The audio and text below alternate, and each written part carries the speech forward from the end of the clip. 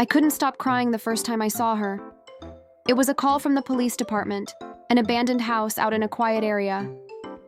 When I got there, tucked away all the way in the corner of the yard, barely moving, was this sweet soul. Her hooves were so overgrown she could barely hold her head up. She looked completely defeated. She was around 29 years old, blind in both eyes, and so deeply sad. The kind of sadness that weighs heavy on the air. I knelt beside her, gently placed my hand on her head and whispered, "You're going to be okay." I didn't know how or what the road ahead would look like, but I knew in that moment I wasn't going to give up on her. We named her Paloma. She couldn't walk, so we had to carefully lift her into the trailer. Even then, she panicked when I wasn't near. It was like she knew I was her only anchor in a world that had failed her. We brought her home and immediately called the vet. We did everything we possibly could: meds, rest, food, love, but the doctors didn't give us much hope. They told me gently that when an animal has been neglected that severely, they usually don't make it. But I don't believe in giving up, especially not on someone who's never been given a real chance. I've always taken in the animals no one else wants. The broken, the forgotten, the ones people say are too far gone. Paloma was one of the hardest cases. She scared us a few times.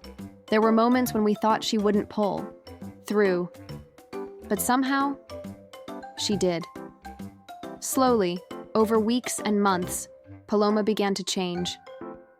At first, she was so quiet, so still, like she didn't trust the good. But then little moments started to happen. A flick of her ear when she heard my voice, the tiniest wag of her tail when I came close. She started to recognize me. She still couldn't see, but somehow she knew me. And then came the moment I'll never forget. She ran. My boyfriend was in the yard, and out of nowhere, she ran with him. This blind, elderly animal that the world had given up on ran. And I felt like I could breathe again for the first time in months. She had found her strength, her spirit. Paloma didn't just survive, she came back to life. People told me to quit, that it wasn't worth it, that I was wasting time. But they didn't see what I saw in her. They didn't hear her silent cry for help or feel her tremble when she realized someone finally cared. I'm so proud I didn't listen. Because now, she's not just living, she's thriving. Her story is a reminder that healing takes time, that love, patience, and faith can spark miracles.